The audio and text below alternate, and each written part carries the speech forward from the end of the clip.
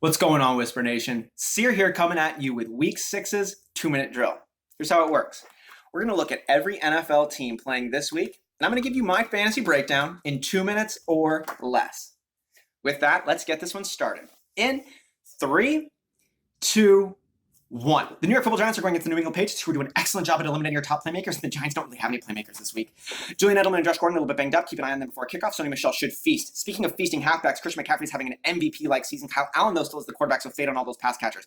Speaking of fading pass catchers, Mike Evans is doing some scary things. He's still in your starting lineup, though, as is Chris Godwin, and they're taking a hot-handed approach at the halfback position. You can start one of them if you have to. Not a fan of anybody over here this week. Really, the only way you could do worse is if you started somebody from the Dolphins. Don't do that. No Drew Brees, no problem for Alvin Kamara. Michael Thomas is going to be just fine. Leonard Fournette is reminding us who he is, and DJ Shark looks like the real deal with Gardner Minshew behind center. Tyler Boyd is their number one option, and Joe Mixon's getting good volume over here. If their name is Mark, get him started in Ingram or Andrews. Lamar Jackson looks fantastic, and Marquise Brown is a boomer bust play. Russell Wilson is having an MVP-like season, and Will Dissly and Tyler Lockett are his favorite option. Chris Carson's doing really good things with the touches he's getting. The talent over here is undeniable, but so is the suckage. Nick Chubb's the only one I'm confident in over here. You got to start a backfield member as Jordan Howard as he's getting the goal line work. Carson Wentz and Zach Ertz has their staples in your lineup, and Alshon Jeffrey's not a bad play. Dalvin Cook looks fantastic, as does Adam Thielen. Fade on everybody else, though. Liking the pass catchers here, and Will Fuller and DeAndre Hopkins, Deshaun Watson, no doubt, and you can flex Carlos Hyde. Tyreek Hill should be coming back over here, which is really nice news for them. Start him and whoever's opposite over there. Patrick Mahomes and Travis Kelce, fade on that backfield.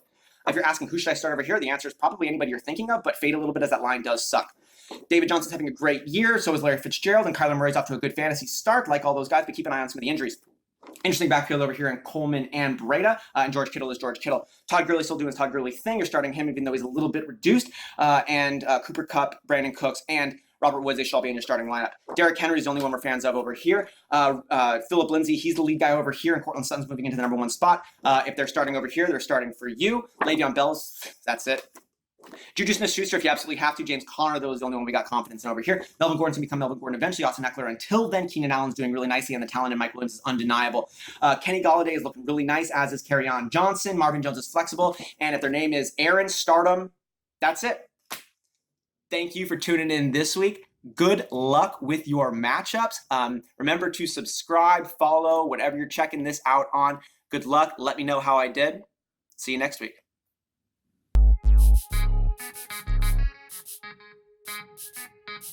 Thank you.